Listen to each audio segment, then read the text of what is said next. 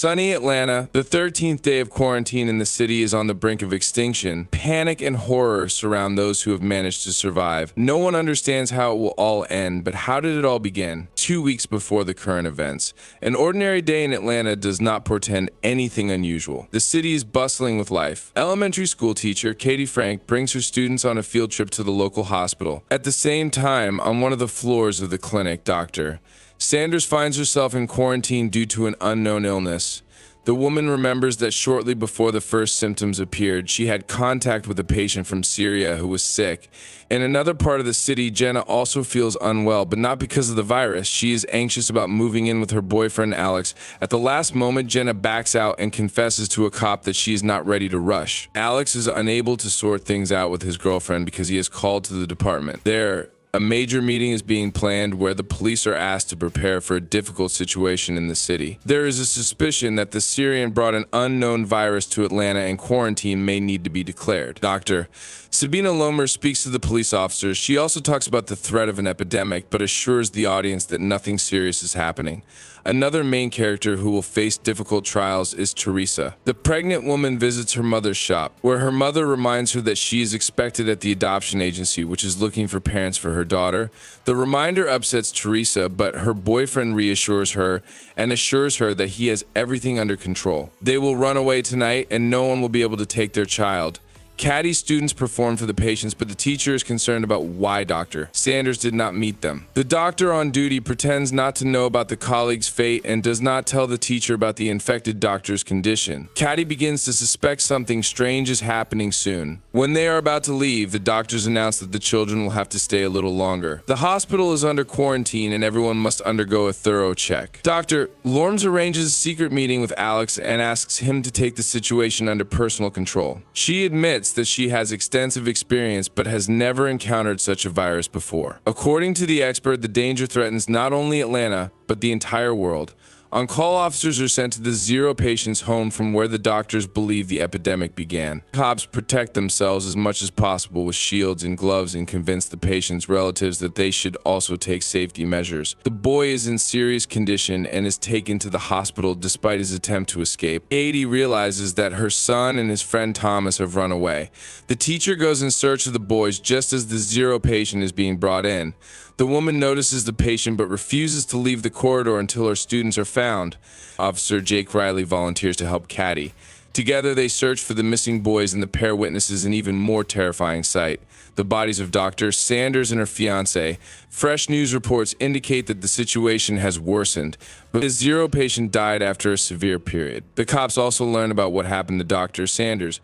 But more frightening to the police is the fact that all the emigrants' relatives were also infected. This means the virus spreads very quickly and kills the host within 48 hours. Caddy finds the boys in a rat lab. It seems the danger is over, but the doctor informs her that the quarantine is extended for 2 days and no one will be able to leave the hospital earlier. During the report, Dr. Connor informs the police that they have identified the virus. He assures them that traces of the pathogen were found in the 0 patient's personal belongings.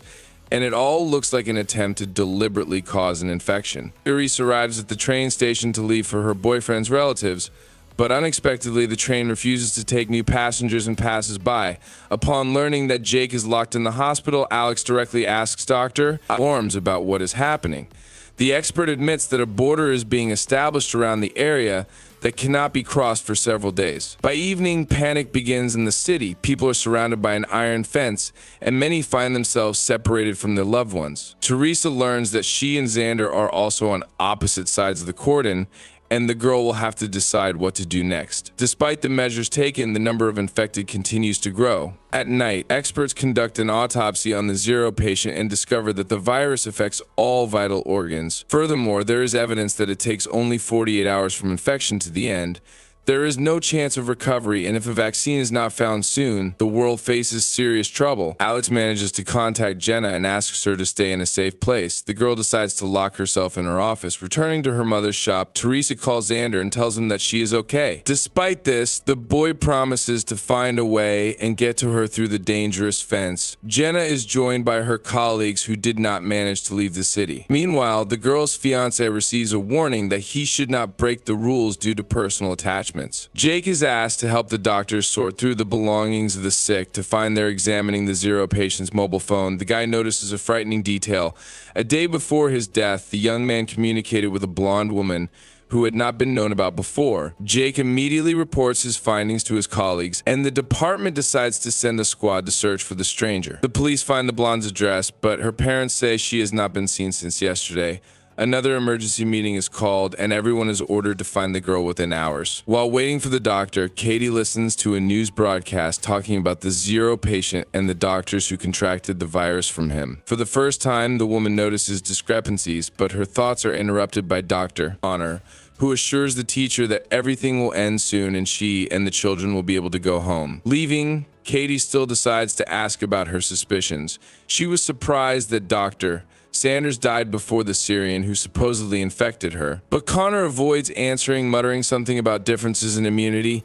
Jake is sent to find the girl, and the authorities hope to hide the fact that the infected person is behind the fence, but it is no longer possible to help the blonde. The cops find her in serious condition in the apartment of old friends. The blonde and her friends are taken to the quarantine zone, but Lorms admits to Alex that the situation is too serious. The virus spreads faster than they could have anticipated. Alex calls his fiancée to reassure her, but he does not dare to tell her what the city is facing. The police have been ordered to strengthen the cordon and use weapons in case of violations. More people with symptoms of infection continue to arrive at the hospital. Among them, Jake sees many children, but the doctor says that this is not the worst. The hospital is running out of free beds, and soon there will be nowhere to isolate the sick. In addition to the bad news, the officer has an unpleasant task. Connor asks him to cremate the bodies to prevent outbreaks of other diseases. Another problem for the authorities is Leo Green, a local journalist. He continues to publish panic-inducing videos, and Lormes instructs Alex to stop the provocateur. The cop tries to negotiate with Leo, but the journalist is sure that the authorities are hiding something and he must get to the truth.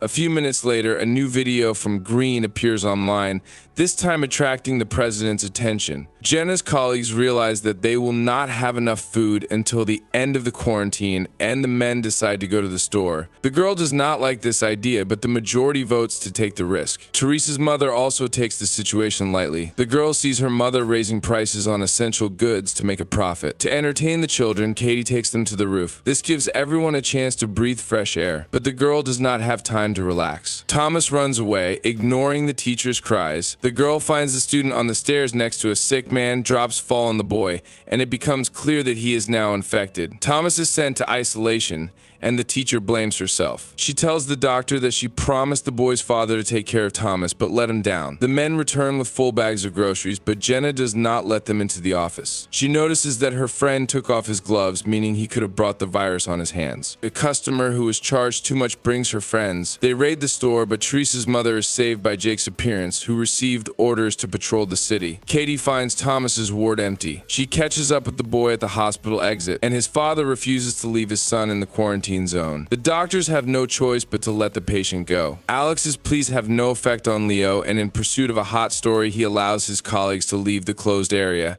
He is not even frightened by the fact that one of the girls has symptoms of the disease. Alex and Jake manage to meet secretly on neutral territory. Both guys are nervous, but they have to work together. Leo Green tells the whole world how to leave the closed area. The police have to hold back the crowd while workers cut the ladder. This leads to serious riots, and the cops have to open fire to kill. To prevent such incidents, the government shuts down the internet and phone communication, depriving everyone of the only joy, talking to each other. Caddy accidentally enters a closed room and learns the truth about the number of victims.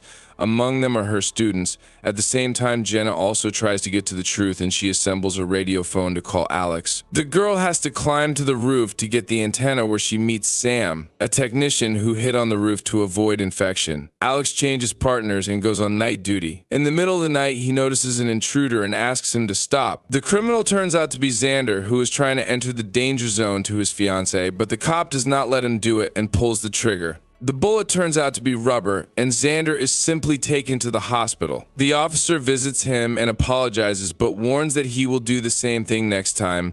Leo decides to take advantage of this. He is preparing a scandalous report about the abuse of power. The store is visited by robbers again, but this time Teresa is also in danger. However, unexpectedly, the women are saved by another gang planning to profit from the quarantine. By the end of the day, Xander's ward is empty. The nurse says he left with Leo Green, but Alex does not have time to stop them. The duty officer reports that the guy has entered the infection zone. Doctor Connor shows Jake the rats that were injected with the medicine. Unfortunately, right before the cop's eyes, the animal passes out, and the hope for a quick rescue disappears. Jenna manages to call Alex, but the call lasts only a few seconds. The girl does not have time to learn anything. Leo accidentally learns about the call. He again hints to the officer that he has taken the wrong side and should think about what is happening. In gratitude for his help, Leo asks Xander to visit his friends and record a video message with them. The guy completes the task and throws the flash drive over the wall. But on it, the journalist finds evidence that his friends are no longer alive. After this, Xander finally finds his fiancée, but raiders block his way. The general panic is compounded by a new problem, hunger. People's food supplies begin to run out, and the government is forced to find a solution. Walking down the corridor with her son, Katie meets an old man who supplies the hospital with lab rats. The woman notices another inconsistency. She saw Bert with the rodents before the quarantine, but he assures her that this is not the case. Lammers asks Alex to organize food delivery to the danger zone. The policeman asks for time to prepare, but is refused. He must do it by tomorrow without explanation. Alex has to ask Jake for help.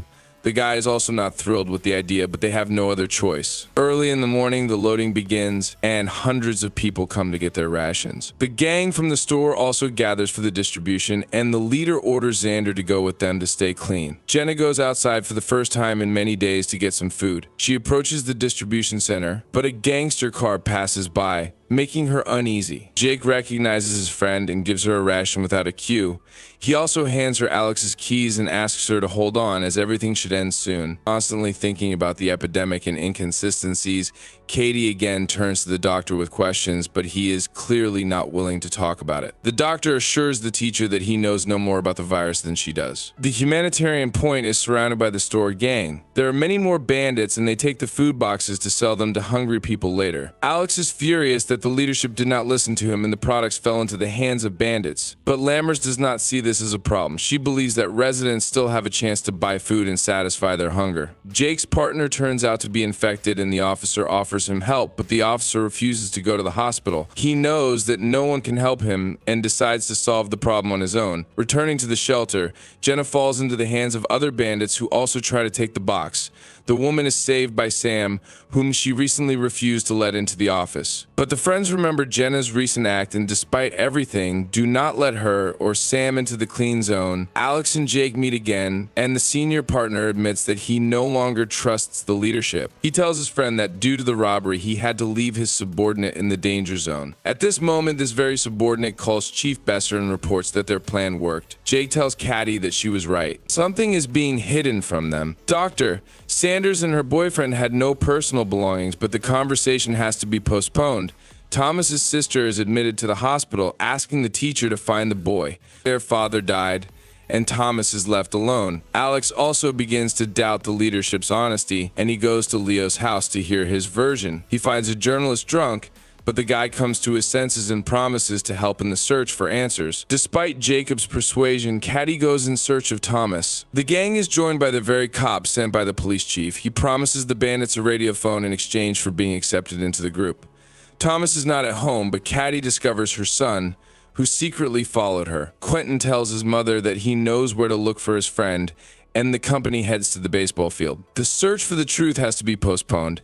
Alex is tasked with removing a man from an empty house who is preventing it from being demolished. The cop has to spend a lot of time talking about the happy past the city has lost. Teresa's mother helps the lovers escape. She gives the couple a bag of baby things and tells them to wait for her in a safe place. The company finds Thomas's things, but they are surrounded by a crowd of crazy racers. Jake has to open fire, and only then do the young people continue to search for the boy. Caddy finds her son and his friend, but they are near an infected man. The teacher is frightened, but Thomas assures her that he cannot get infected. Xander and Teresa come to Jenna's office and ask for shelter. One of the girl's friends is against the couple entering, but Jenna lets the guests in without his approval. Thomas is placed in isolation, but Caddy has hope that the boy indeed has immunity and can save everyone. During the meeting, Alex hands Jake a flash drive with a damaged file. If it can be restored, they will learn the truth, but only Jenna can do it. In return, the officer also receives a memory card with a message for the old man from the empty house. When he delivers the message, the stubborn man cannot hold back his tears.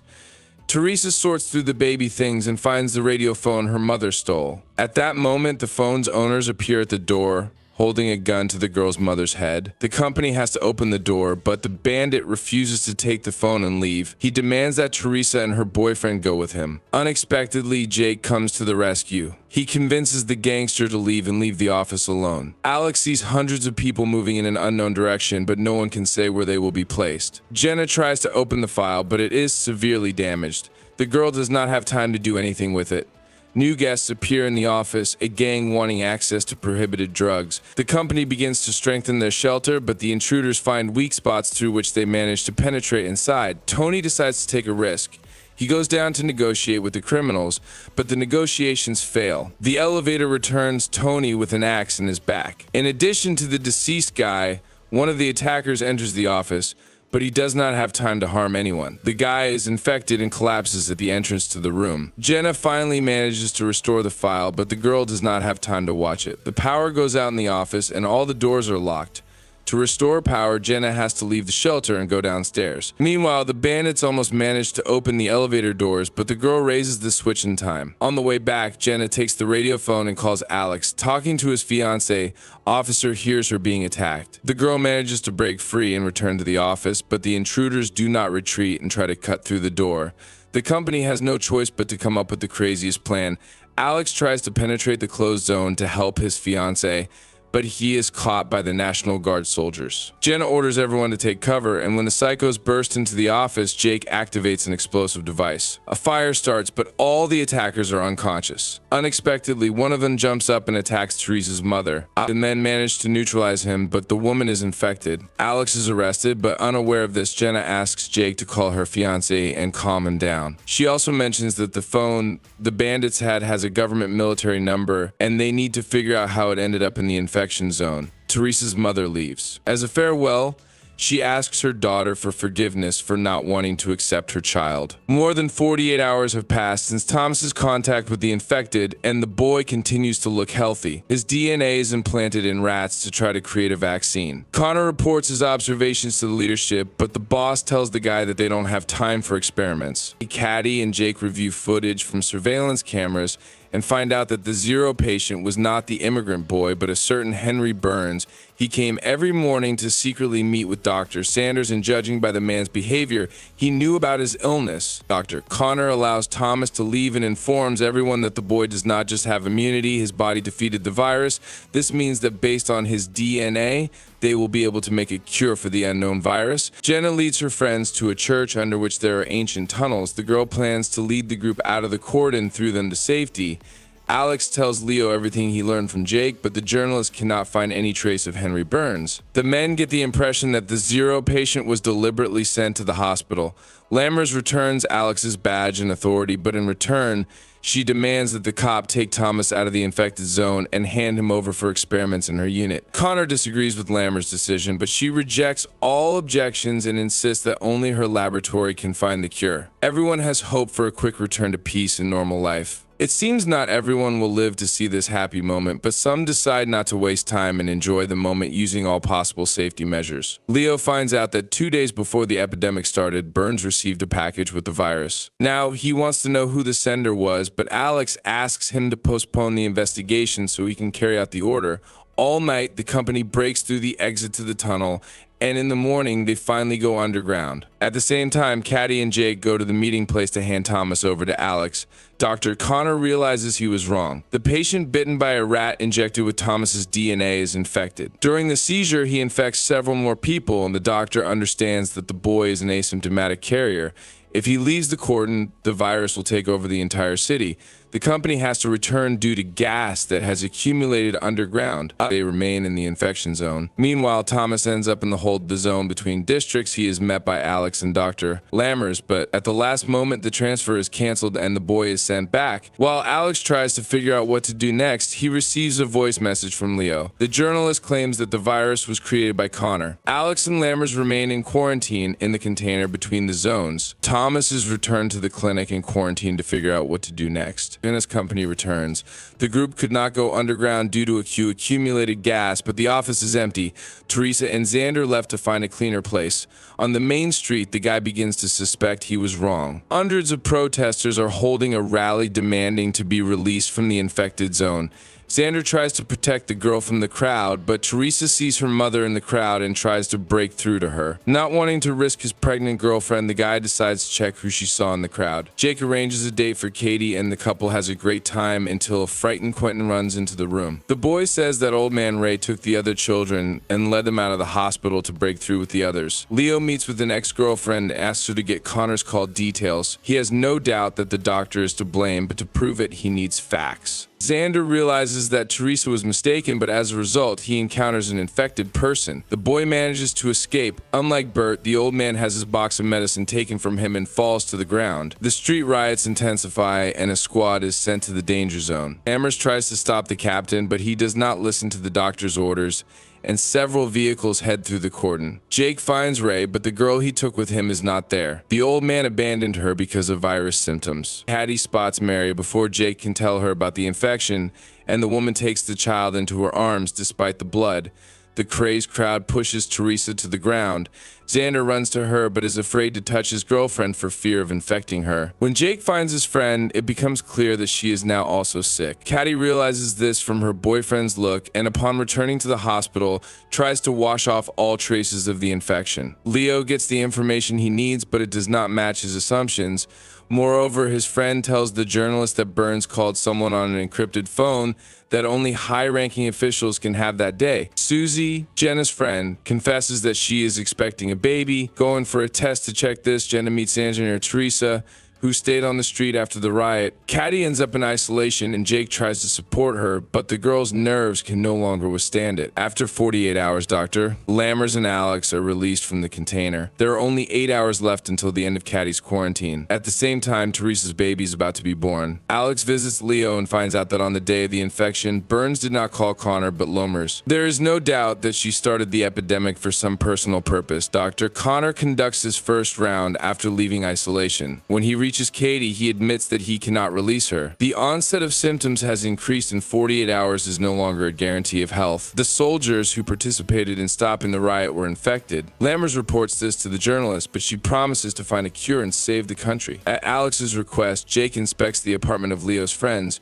who are also investigating. There he finds ashes, all that remains of the documents and evidence. When friends meet to discuss this, Alex realizes that Lammers and the police chief are involved. Dennis, the father of Susan's child, returns to the office, but the man shows signs of infection on his face, and the company refuses to let him in. To make it easier for the man, Susan tells him that there was a mistake. She is not pregnant, and he has nothing to blame himself for. Alex meets with the chief and says he knows the truth, but it turns out that Besser did not know that Lammers released the virus into the masses. Jenna and Susan fail to ease Teresa's pain, but as usual, Jake appears at the right time. The guy calms the young mother and helps her daughter be born. Alex asks Leo not to publish material against Lammers until they have substantial evidence. An argument begins between the men, and the journalist agrees to wait no more than 2 hours. Not wanting to waste time, Alex goes directly to the doctor and asks her to resign. Lammers tries to intimidate the officer, but when she realizes he is not joking, the woman promises to hold a conference and leave her post. Teresa shows Xander their daughter, and the baby is placed in a crib made of boxes. Jake tells Caddy about this joyful event, but the girl's delight is overshadowed by a cough with traces of blood. Lammers gives a press conference, but does not admit her guilt. She claims the doctor, Connor, accidentally released the virus. Still unaware of this, Connor conducts experiments and tries to find a cure. Jake asks him to try to save Katie, and the doctor agrees to give her a trial dose of serum from Thomas's blood. Old man Bert regains consciousness and discovers that his leg is broken. Despite this, he finds the box of medicine and tries to get home, where his wife has been waiting for him all this time. Connor learns what Lammers did. He does not understand why his colleague did this to him. But despite this, the doctor does not give up trying to save Caddy. Giving her the injection, Connor tells the girl how the virus penetrated their clinic. Jenna meets Bert and gives him her water. She also gives the old man a cart so he can finally reach his wife. After the injection, Caddy gets worse. She is tormented by nightmares and barely waits until morning. To support his friend, Jake brings a TV and invites her to the movies.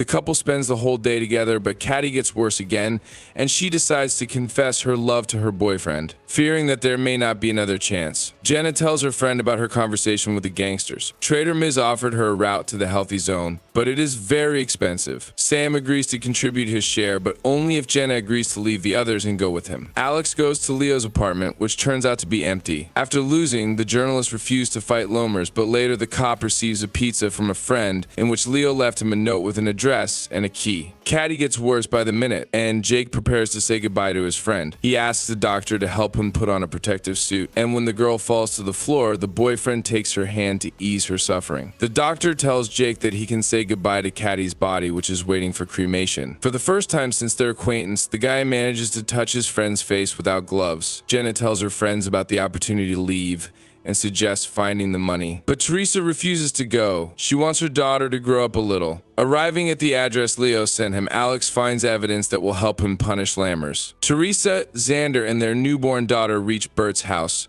Teresa's grandfather. The young mother plans to stay at her relative's house until the end of quarantine, but seeing the empty shelves, Xander insists that they must run. Alex learns about a certain Catherine Hobbs, whose son was connected with Lammers. From her, the man learns the address of the laboratory and heads there. While Dr. Connor tries to create a cure, news about him spreads throughout the zone. A gang breaks into the clinic wanting to punish the doctor, but Jake convinces them that he needs to be protected to be the first to get the vaccine. This is the last thing Jake can do before leaving. He decides to run through the cordon to save Quentin. Alex inspects the abandoned lab and finds solid evidence of Lammers' guilt. He accuses her and names a true zero patient who fell ill several years ago. This time, Lammers does not argue. She admits she created the virus and believes it is needed for the country's safety, but now she asks Alex to postpone the battle and focus on fighting the virus, which has now crossed the cordon. An attack occurs in the hospital, and one of the gangsters becomes infected. Dr. Connor has to give him the test drug. It is his only chance not to become a victim of the bandits.